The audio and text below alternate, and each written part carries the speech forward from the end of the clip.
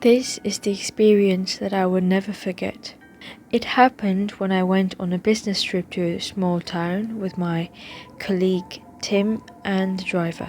The three of us went to the bar on the night we arrived. We ranted about work and whatnot, and eventually our conversation led to paranormal stuff. The two of them believed in ghosts, whereas I didn't. We continued to argue for a while, and then Tim says, "Hey, we're gonna have to stay in this town for the next 2 days, so if you dare to stay at the local cemetery from midnight to 1 in the morning, the two of us will buy you dinner.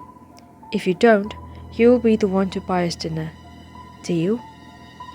Truthfully, even though I didn't believe in ghosts, I felt uncomfortable with the idea of having to stay at the graveyard alone.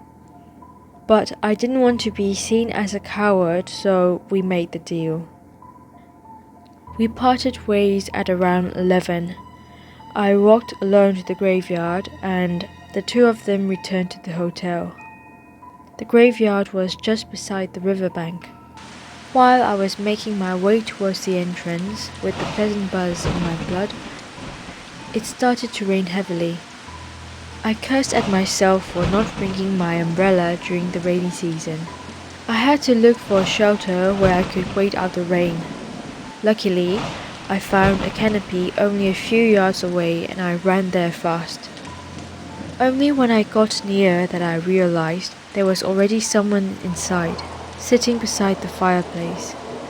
I figured he was a caretaker because who sits alone at a cemetery in the dead of the night? Anyways, I was relieved to have someone with me in a place like this. I asked the man if I could come in, although it was a public place. As soon as I sat down and saw the man's face, I almost regretted coming here. The man's face was as pale as bones. His lips looked bluish and his entire face looked somewhat swollen. He seemed to have been drenched by the rain like me. I asked him if I could join him by the fire. I didn't catch his reply, but it looks like he nodded his head a little.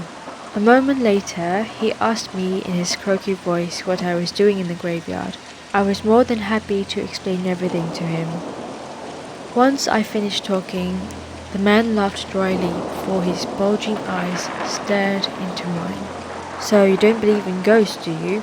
Actually, this place is famous for hauntings," he said in his mumbly voice. His revelation gave me chills along my spine. But I swallowed my fear and asked him what happened. So he began. "There used to be a dock around here some time ago, and there was this young man who worked as a boatman at that dock. In short, he and a rich young lady who frequents the dock fell in love. But the girl's parents did not approve of their relationship, and so the couple planned to run away together. The young lady agreed to do so and decided to wait for him at the riverbank on a full moon night. However, the girl's parents found out about the plan and locked her up inside the house, preventing her escape.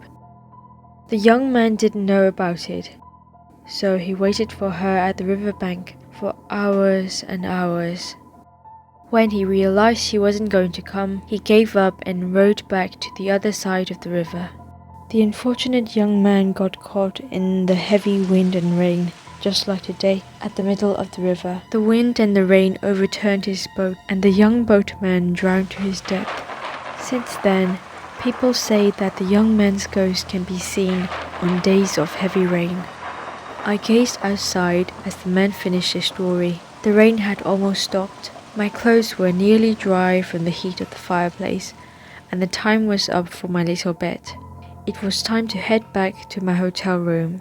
When I turned to say goodbye, I screamed in horrified realization. The man was still drenched in water, just like when I first saw him, and his bulging dead eyes staring straight at me were the last thing I remembered before I blacked out.